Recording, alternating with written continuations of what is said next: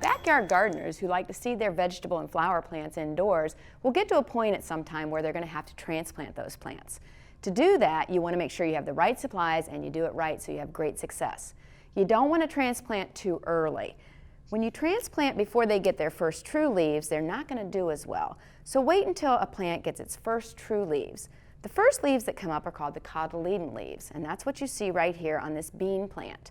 The second set of leaves then are going to be the true leaves. Those are the leaves that are going to be the workhorse for the plant and make the food for the roots. So wait until they get their first set of true leaves, or second set is fine too, and then you can transplant. The next thing you want to do is have the right soil and right containers. We're going to transplant into a 3-inch pot. The soil that you want to use is lightweight soilless mix meant for transplanting. It has good aeration for airspace and it has good drainage. Don't use garden soil, it's way too heavy for transplanting. The next thing is to make sure you have the right container. You can use these 3-inch or 4-inch plastic trays, or if you like the peat pot, you can use that, and if you plant right in there, you can just plant that right into the ground.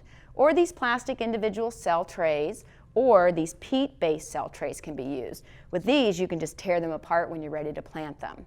Today we're going to transplant cabbage. Now I like to use these individual 3-inch pots. It's already pre-filled with my soil, and I've also wet it down thoroughly. This soil is so light in nature that it's really hard to work with unless it's damp. So I thoroughly soak this in the bathtub or in a big sink and make sure all the water has come clear to the top of the pot.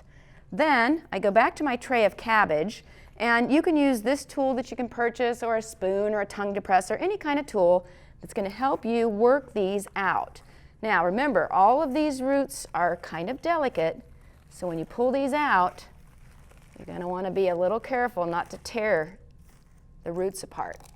So you're going to take an individual plant, and there's several in this particular mass, and you're going to put a little hole in your pot, and you're going to transplant it right at the soil level that it came from.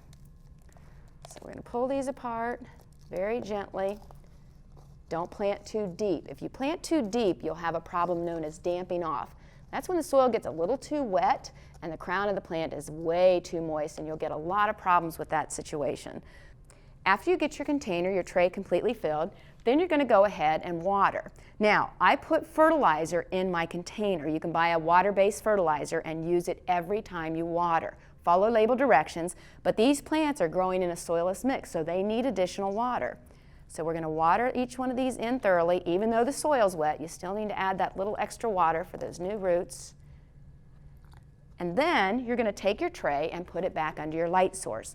Now, put them under the lights and raise and lower the lights so that it's only 2 inches above the top of that plant. As those plants grow, raise those lights so they stay at that 2-inch level. Eventually, you're going to be ready to put them outside when the weather's nice. The first thing, though, before you put them directly outside is to make sure you get them used to the temperatures and the sunlight. If you take these tender plants from indoors and put them directly in the sun and wind, you're going to burn them and they'll probably not make it. So put them in an area where they kind of get a little bit of cool temperature and a little bit of sunlight. I use like a row cover and cover them for a couple hours each day. Then I uncover them and give them a little bit more sun exposure each day. Eventually, you'll notice these leaves will get nice and thick and they're ready to go then out in the garden. From there, you just enjoy them for the summer.